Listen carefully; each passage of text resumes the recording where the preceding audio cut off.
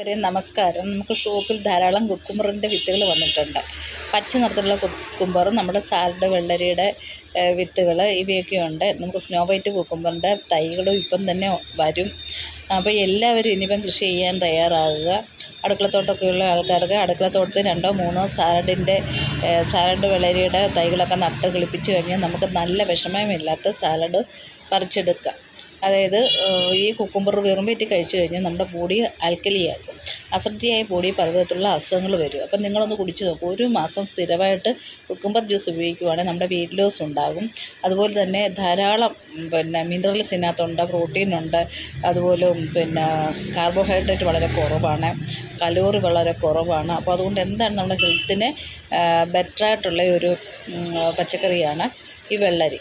അപ്പോൾ എല്ലാവരും അവരുടെ അടുക്കളത്തോട്ടത്തിൽ നല്ല ഇനത്തിലുള്ള കുക്കുമ്പറിൻ്റെ തൈകളോ വിത്തുകളോ വാങ്ങിച്ച് നട്ട് പിടിപ്പിക്കും.